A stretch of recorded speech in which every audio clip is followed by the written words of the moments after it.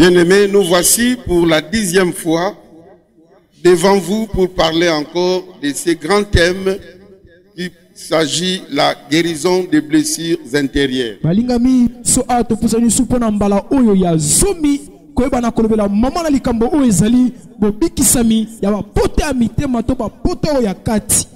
Si vous n'avez pas eu l'occasion de les suivre,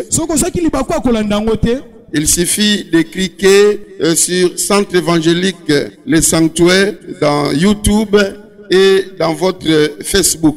Et bongo wana soki yolanda kitoko kokoma ka kokota kaka na YouTube yokomi Centre évangélique Le Sanctuaire topé na Facebook okomi Centre évangélique Le Sanctuaire okomona mateya wana nyonso. Vous allez récupérer tout ce qui avait déjà été dit dans ces grands thèmes. Aujourd'hui, nous voulons parler de l'abandon et de la solitude.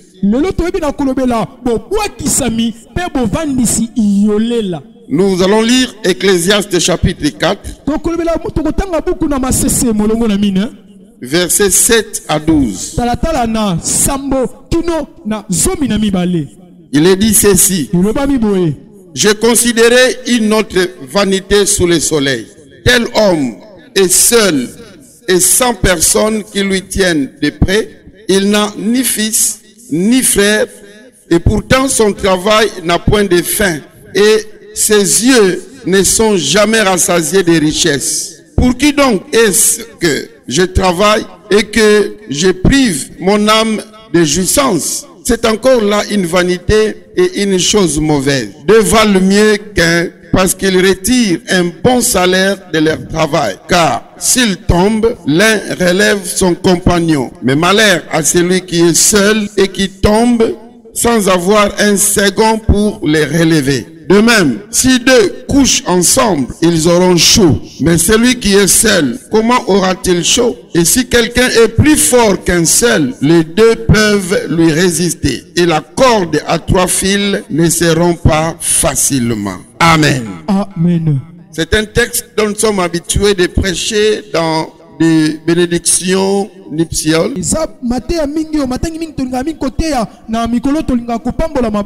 Mais dans ces passages, l'auteur nous raconte du voyage qui paraît plus agréable en compagnie.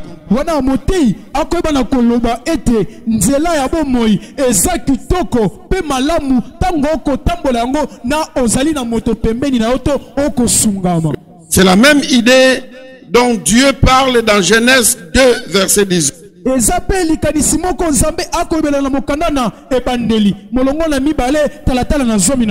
Et nous voyons que Dieu lui-même qui est en train de faire l'évaluation de sa créature, et quand il voit l'homme, il dit que il n'est pas bon qu'il soit seul.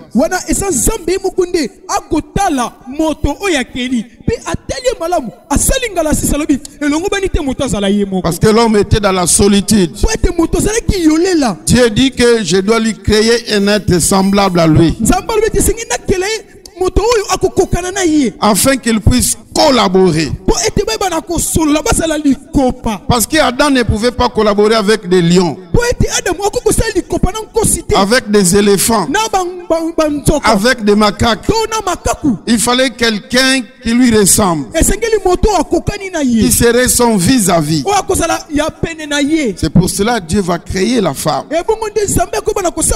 Ça, c'était la toute première phrase négative qui est sortie de la bouche de Dieu. C'était en rapport avec le problème de la solitude.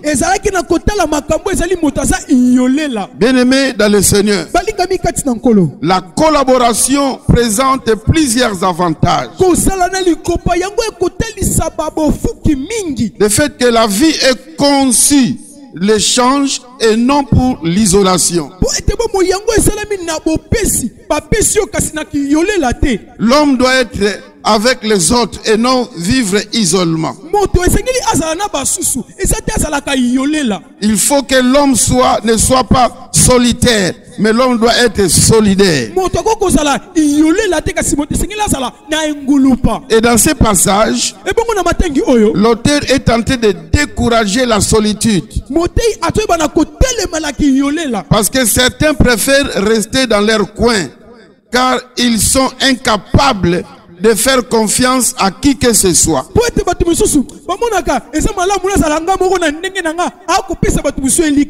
Or, nous sommes sur cette terre pour servir Dieu et pour servir aussi les autres.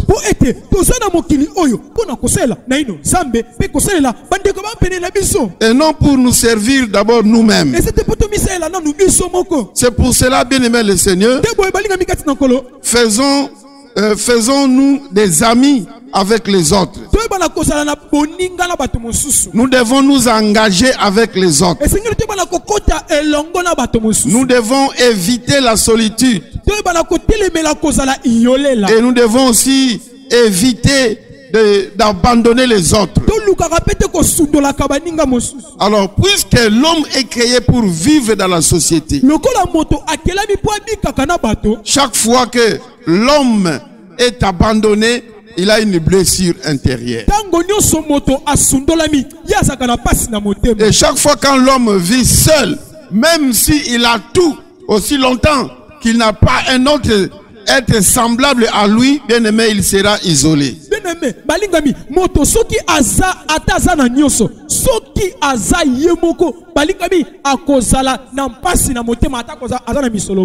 Il y a des gens, par exemple en Europe, qui vivent avec des chiens, avec des chats, des perroquets, des oiseaux, tout ça. Malgré tous ces bêtes domestiques avec lesquelles ils vivent, ils se sentent toujours dans la solitude parce que une bête ou un animal ou une chose quelconque ne peut jamais remplacer l'homme.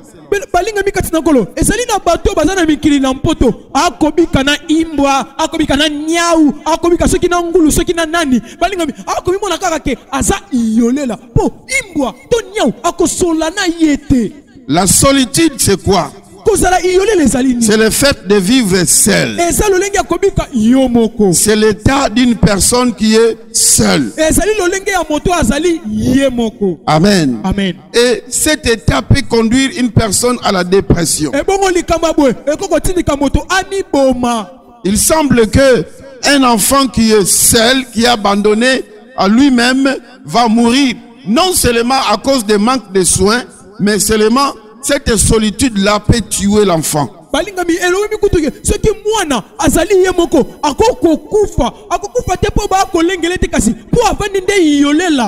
Et la solitude, c'est une très très très mauvaise chose.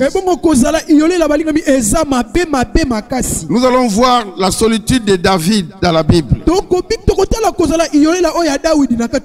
Dans Psaume 31, au verset 13, David dit ceci: je suis oublié de cœur comme un mort.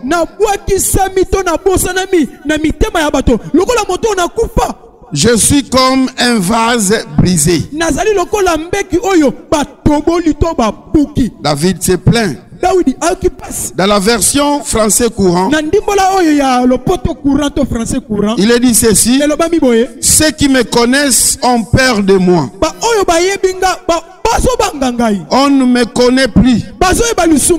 On m'a oublié comme un mort, comme un objet hors d'usage.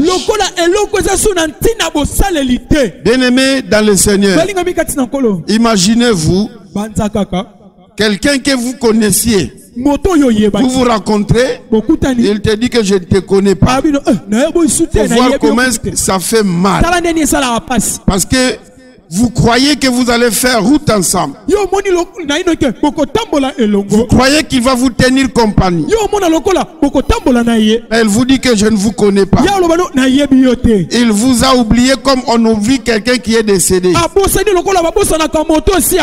On vous oublie comme on a oublié un thermos brisé. David a souffert de cela. Dans Psaume 142, au verset 5, la Bible dit ceci: jette les yeux à droite et regarde. Personne ne Et regarde, personne ne me connaît. Tout refuge est perdu pour moi. Nul ne prend souci de mon âme. Quand David dit ceci, il voit que il s'est trouvé dans un endroit où il était dans la solitude. Quand vous lisez au verset 1er, Cantique de David, lorsqu'il était dans la caverne. Et là, Saoul était en train de le poursuivre pour le tuer. Et de temps en temps, il se réfugiait auprès du prophète Samuel, mais Samuel était déjà mort ici. Alors David dit que tout refuge est perdu pour lui. Donc il ne voit pas où est-ce qu'il peut se cacher. Qui peut le tenir compagnie? Là dans la caverne, David vivait seul. Il était en train de passer un très mauvais quart d'heure. C'est pour cela qu'il a écrit ce psaume. Oh, ils sont nombreux qui traversent des moments comme David avait traversé. Ils le vivent seuls. Personne avec qui ils peuvent s'entretenir. Amen. Amen. Je disais que nous parlons de la solitude et de l'abandon. L'abandon, c'est l'action d'être abandonné. C'est quitter ou cesser d'occuper un endroit. C'est aussi quitter quelqu'un. Et des personnes qui ont été abandonnées par le leur, ce sont des personnes qui se sont blessées intérieurement.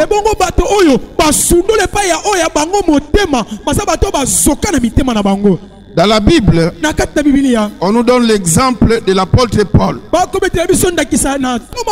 Il a été abandonné. Amen. Amen. Voyons d'abord, lorsqu'il était avec Paul et Barnabas, quand ils ont commencé la mission. La Bible dit qu'ils étaient accompagnés par un jeune homme qui s'appelle Jean, qu'on a surnommé Marc. Il les aidait beaucoup dans des tâches secondaires. La Bible dit qu'ils avaient pour aide Jean, Marc. Mais arrivé à Pamphylie, il les a abandonnés. Acte 13, verset 5. Arrivé à Salamine, ils annoncèrent la parole de Dieu dans les synagogues des Juifs. Ils avaient Jean pour aide. Toujours dans Acte 13 au verset 13. Paul et ses compagnons s'étant embarqués à Paphos, se rendirent à Perge en Pamphylie. Jean se sépara d'eux et retourna à Jérusalem. Bien-aimés dans le Seigneur, ce départ de Jean-Marc a blessé l'apôtre Paul. Paul était fortement blessé. Il n'était pas préparé pour que Jean-Marc puisse le laisser. Et nous voyons un peu plus tard, lorsque Paul et Barnabas devaient repartir pour la deuxième fois dans leur voyage missionnaire, alors Jean-Marc, écoutant les exploits qui ont été faits, il voulait repartir avec eux. Alors Paul, qui avait déjà une blessure de Jean-Marc, a refusé qu'il puisse encore faire route avec eux.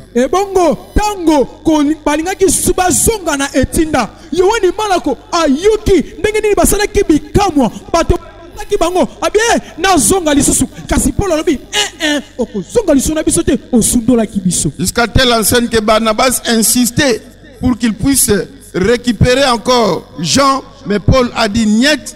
Alors ils étaient obligés de se séparer. Ils ont fait 2 missions pendant que ils devaient faire une seule mission. Et bongo atako Barnabas abaki na kobonde la Polo yambata mwono Polo lobi akoyate. Et bongo Barnabas saini bakabwani po basala bitinda mibale na ibandele sengeka basala ndetinda moko. Paul va prendre Silas. Paul akekozo Silas et Barnabas va prendre Jean-Marc. Et bongo Barnabas yesu yoani malako. Toujours Actes chapitre 15. Versets 36 à 40. Je peux aller jusqu'à 41. Quelques jours s'écoulèrent, après lesquels Paul dit à Barnabas: retournons voir les frères dans toutes les villes où nous avons annoncé la parole du Seigneur. Pour voir en quel état ils sont. Barnabas voulait émener aussi Jean, surnommé Marc. Mais Paul jugea plus convenable de ne pas prendre avec eux celui qui les avait quittés depuis la Pamphylie. Et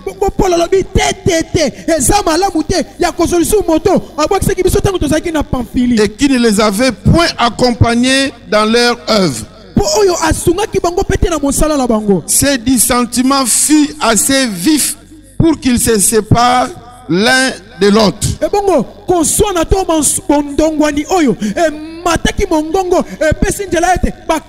Et Barnabas, prenant Marc avec lui, s'embarqua pour l'île de Chypre.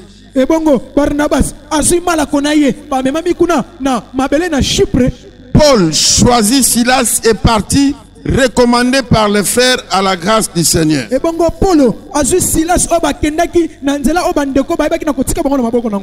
Amen. Bien-aimés dans le Seigneur, pourquoi est-ce que Paul n'avait plus voulu prendre encore Jean-Marc?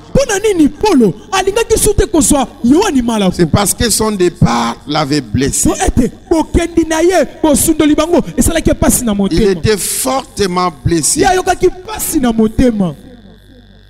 Il y a encore une autre personne qui a abandonné Paul. Il s'agit de Démas. Là dans 2 Timothée chapitre 4 verset 10. Paul dit: car Démas m'a abandonné par amour pour les siècles présents. Il est parti pour Thessalonique. Démas n'a pas pu supporter la mission d'être à côté de Paul. Il l'a abandonné. Bien-aimé, ça fait très mal lorsque quelqu'un vous abandonne. Ça blesse pas mal. Toujours dans 2 Timothée chapitre 4 au verset 16. Paul s'adresse à Timothée et il explique comment tout le monde l'avait abandonné lorsque il était à Paris au tribunal.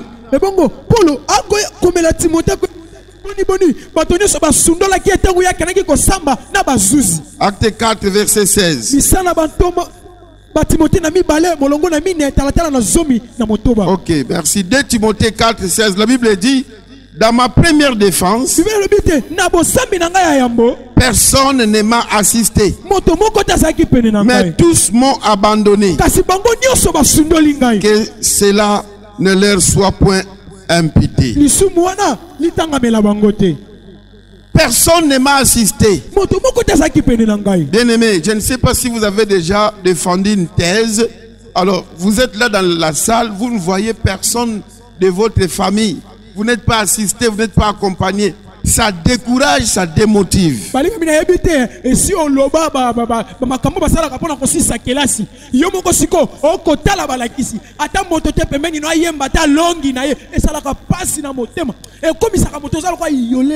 de la collation, bien-aimé, si vous êtes seul, on vous appelle. personne ne chante pour vous, personne ne siffle, personne ne vient avec des parfums, avec des fleurs. Vous voyez les autres avec le leur. Bien aimé, même si vous avez eu le diplôme, mais quelque part ça frustre. Balingami, mokolo aussi si kelasi, ba bengi yo, ata kosi matono boni, ata kosi lo kasa, kasi oza yo moko, okay, ata motota memelo fololo, ba beto ata bangeli ngeli, ba ata ba fulu fulu, et ça la capacité na montée. Et Paul, qui devait être jugé, il n'y avait personne parmi les frères qui pouvaient l'assister. Et bongo Polo, o sengela ki asamba, azaki na motote, pemeni na e, poisson. Les frères sont partis. Bien aimé, vous savez, si vous avez compté sur quelqu'un et que la personne vient vous dire que je vous quitte, il laisse un grand vide. Il y a beaucoup de gens qui ont quitté notre église.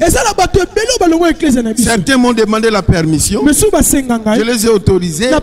J'ai donné des documents qu'il fallait. Les autres sont partis d'eux-mêmes. Mais j'ai compté beaucoup sur un frère. Il était pour moi comme Jean. Parce que Jésus avait 12 disciples. Mais la Bible dit que les disciples que Jésus aimait. J'ai porté les frères à cœur, peut-être que les frères sans qu'ils puissent se rendre compte. Parmi les plus mauvais jours de mon ministère, c'est le jour que les frères venaient me dire que il fallait que je quitte l'église pour aller ailleurs.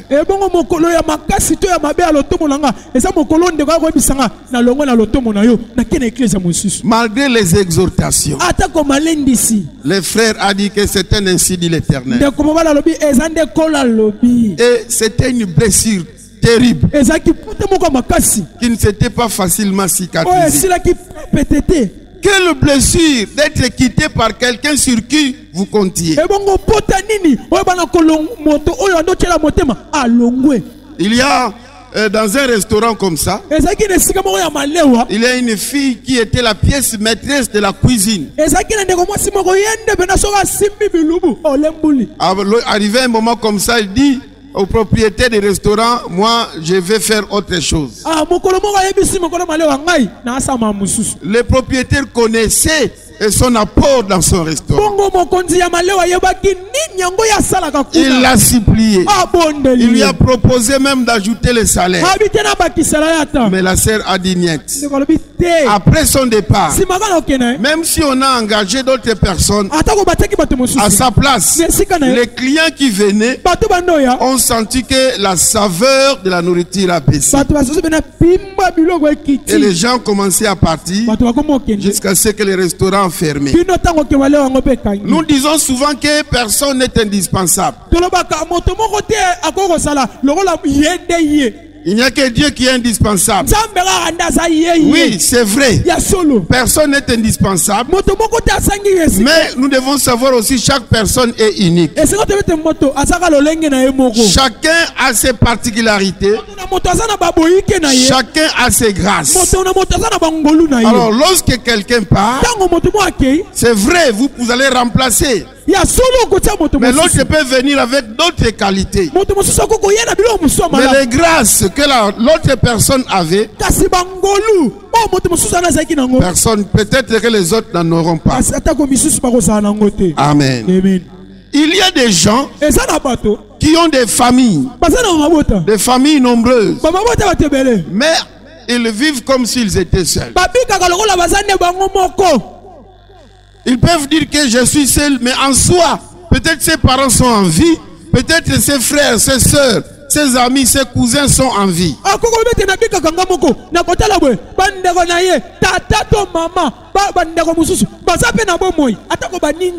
Les malades de piscine de Bethsaïda. Dans Jean chapitre 5. Là-bas au verset 7. Ces malades qui répondent au Seigneur Jésus que je n'ai personne pour me jeter dans la piscine quand l'eau est agitée.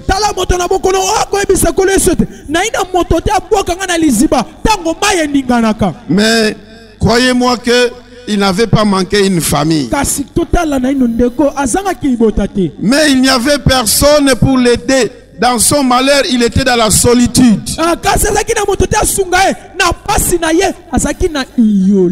Et des personnes comme cet homme-là, qui a fait 38 ans là de maladie, ils sont nombreux.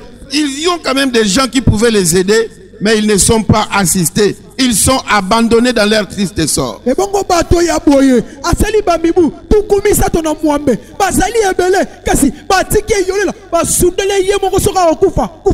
Si cet homme, pour lui, il a fait longtemps devant la piscine, seul, personne pour l'épauler, le faire sortir du malheur.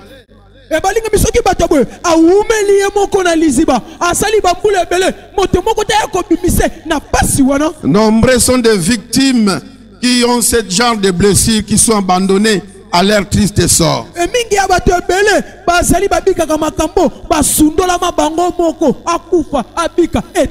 Ils vivent la solitude, soit ils vivent l'abandon.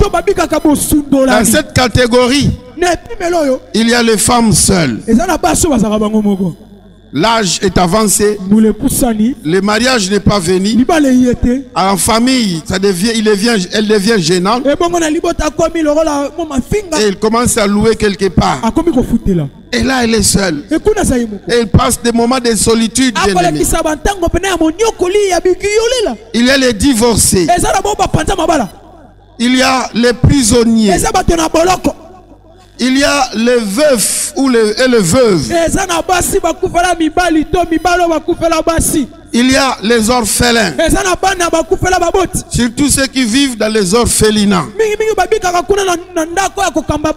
Et il y a aussi des orphelins qui sont restés seuls. Les parents ne sont plus là, mais qui ne sont pas assistés par le membre de leur famille.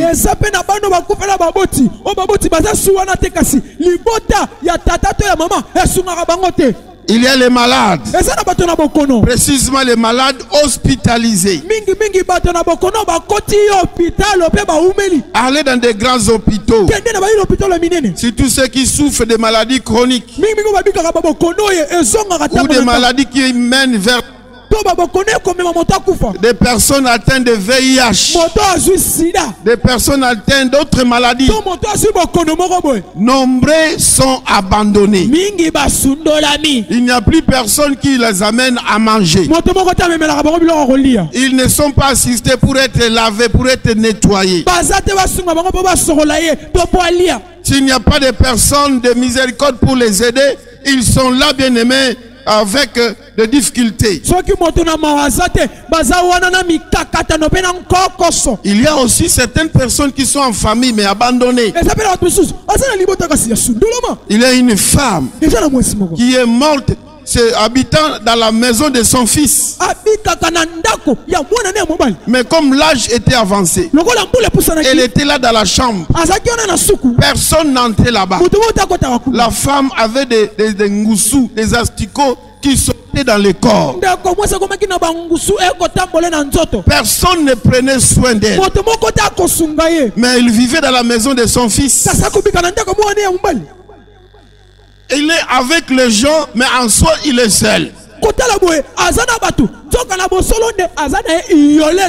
Et si vous laissez votre maman comme ça, vous êtes sous le poids de la malédiction.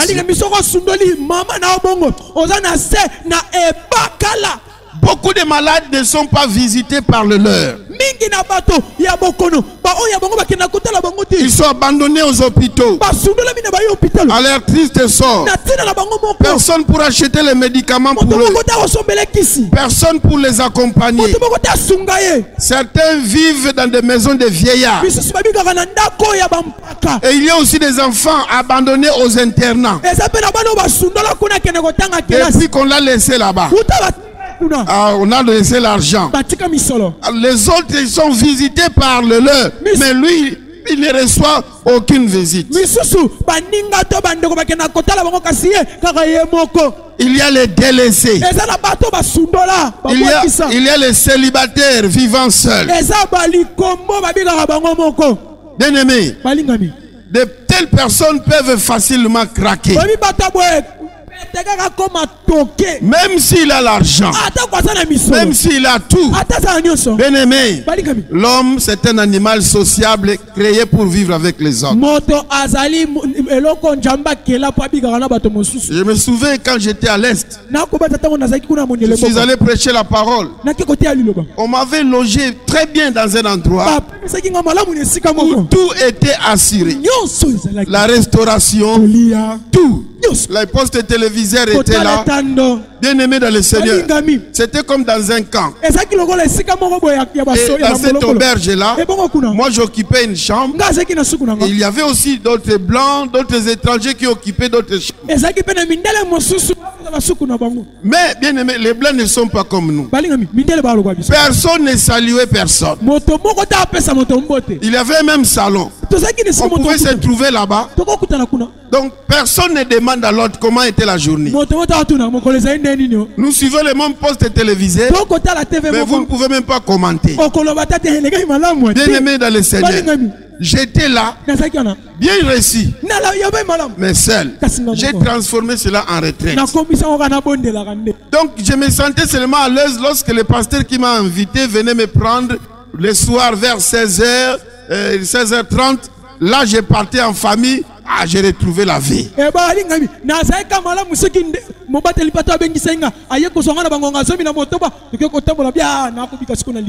Même si il achetait encore, en dehors de ce que j'allais manger au restaurant là, il venait avec des jus, avec des biscuits, de tout genre de choses pour me mettre à l'aise. Mais ça ne représentait rien pour moi.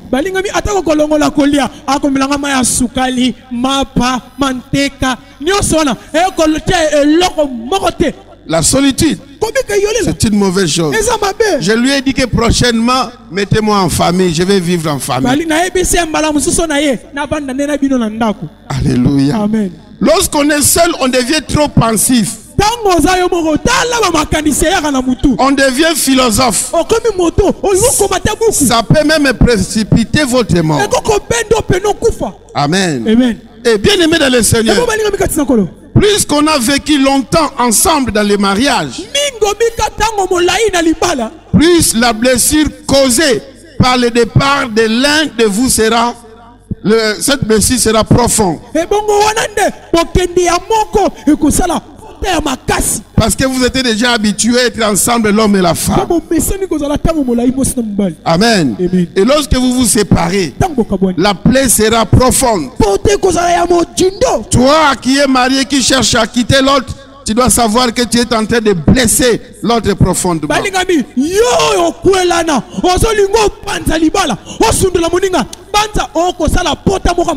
La plaie d'une divorcée est plus profonde que la plaie d'une veuve, surtout si le divorce était déclaré par le mari.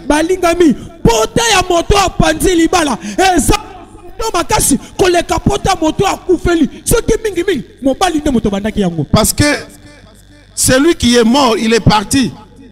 Surtout s'il n'y avait pas de conflit entre vous, vous savez que la nature, c'est la nature qui vous a séparés. Mais si c'est un divorce, bien aimé, la plaie reste très infectée.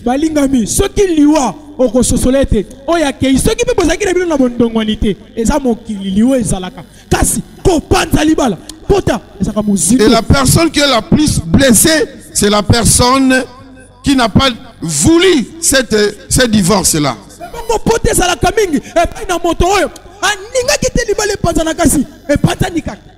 La plaie des enfants dont les parents sont en vie, mais qui les ont niés ou qui les ont abandonnés, est plus profonde que la plaie des enfants qui ont perdu leurs parents.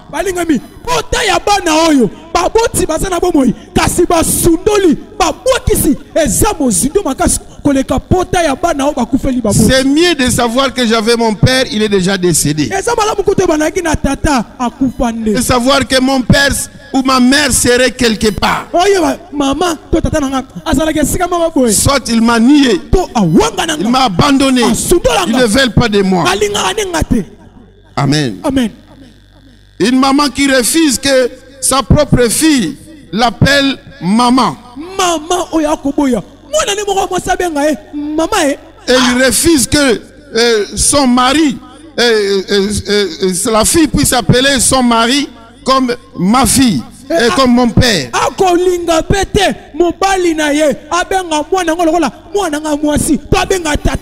Cette fille avait une blessure. C'est une fille que j'ai reçue dans mon bureau. Et l'entre directement, elle commence à pleurer. Son problème, c'est tout simplement parce que sa maman refuse qu'elle puisse l'appeler maman. Et qu'il n'appelle pas son mari papa. Alors la fille se sentait désolée, donc abandonnée dans une solitude terrible. Alléluia. Amen.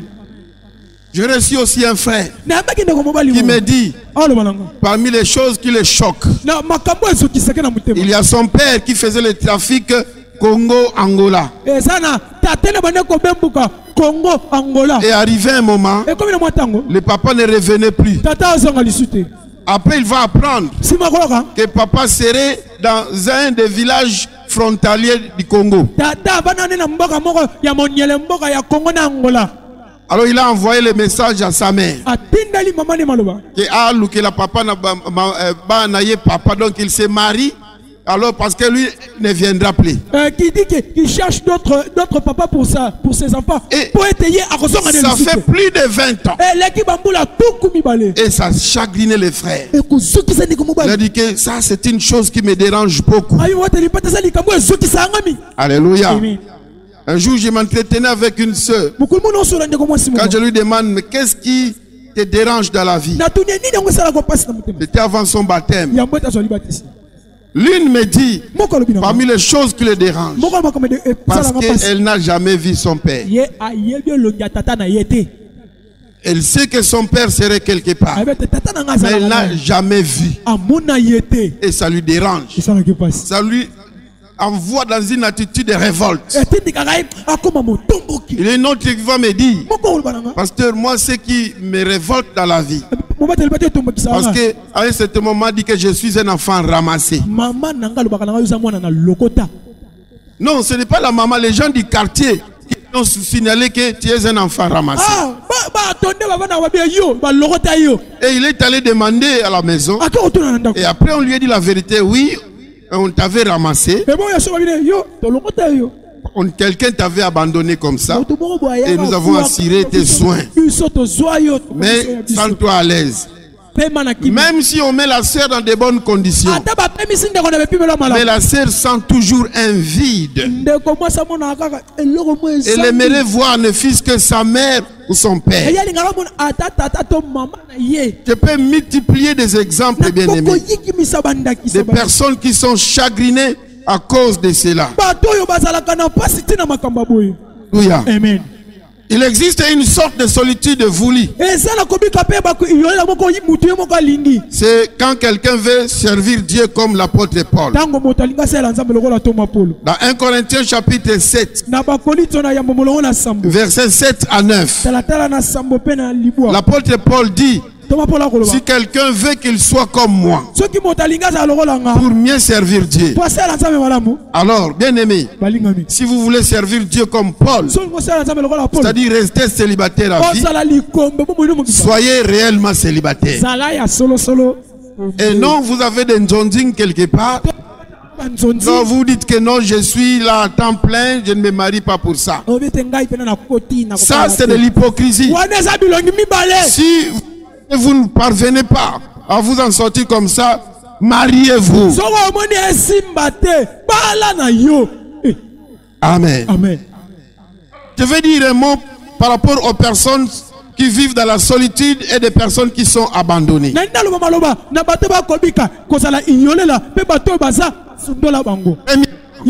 Si possible, de rentrer en famille ou dans ton foyer, fais comme l'enfant prodige l'avait fait. Dans Luc 15, 16 à 24, cet enfant se sentait dans la solitude parce qu'il était parti loin de la... Il a dit que je me révélerai, j'irai vers mon père, je vais lui demander pardon. Et il a été réintégré dans la famille. Donc, si vous étiez parti, vous sentez la solitude, rentrez. Papa, yo kima mama, zongela mama senga ibolimbis. Papa, toi qui as pris ta femme, rentre et demande pardon. Deuxième des choses, tu peux faire appel à quelqu'un de te tenir compagnie. Amen. Amen. L'apôtre Paul a fait appel à Jean-Marc pour qu'il puisse le tenir compagnie. Dans 2 Timothée chapitre 4 verset 11. Luc seul est avec moi. Prends Marc et amène-les avec toi, car il m'est utile pour le ministère.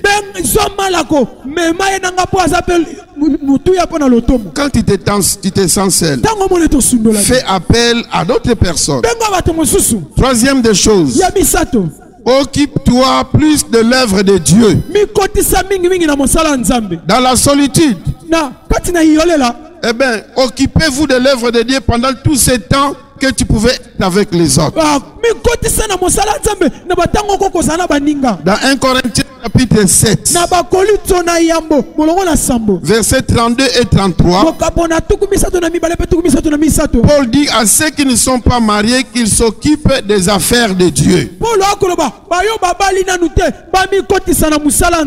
Amen. Amen. Dans 1 Timothée chapitre 5 verset 5, il dit qu'à ceux qui sont véritablement veuves, qu'ils s'occupent de l'œuvre de Dieu. Dans Luc chapitre 2, versets 36 et 37, on nous parle d'une veuve au nom de Anne. Elle n'a vécu que quelques 8 ans avec son mari. Et dans son veuvage, elle se plus occupée de l'œuvre de Dieu dans le domaine des jeûnes et des prières.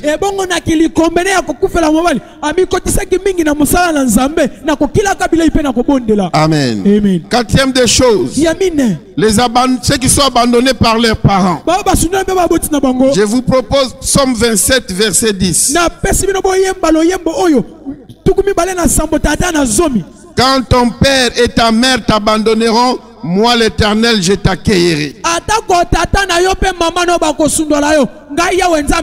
Ne te dérange pas, Dieu est avec toi. Dieu est ton père, Dieu est ta mère. Cinquième des choses, Dieu va te donner une famille. Pour ceux qui n'ont pas de famille, peut-être toute la famille a été tuée dans une guerre, ravagée par une maladie. Confie-toi dans l'œuvre de Dieu. Dieu va te donner une famille. Psaume 68 verset 7. Dieu donne une famille à ceux qui n'en avaient pas. Amen. Amen. Sixièmement, fais recours à Jésus-Christ par la prière. Parce que Jésus a traversé des moments comme tu es en train de traverser. Dans Marc 14, 48 à 50, nous voyons là-bas, il était abandonné par ses disciples. Dans Matthieu 27, au verset 46, Jésus lance un cri d'alarme. Père, Père, pourquoi m'as-tu abandonné?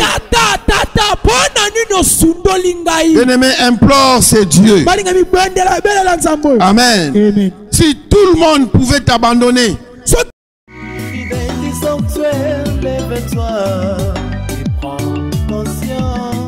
le centre évangélique Le Sanctuaire de la 37e communauté des Assemblées de Dieu vous invite au culte d'adoration du dimanche 16 août 2020 de 8h à 11h.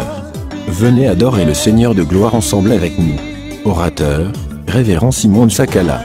Nous sommes dans la commune de Ngalima, à la station taxi DGC Barret, à la cité des anciens combattants, au quartier A, numéro 35 bis. Référence, station Barret, tronçon église Bimasebeko, derrière le marché de la cité.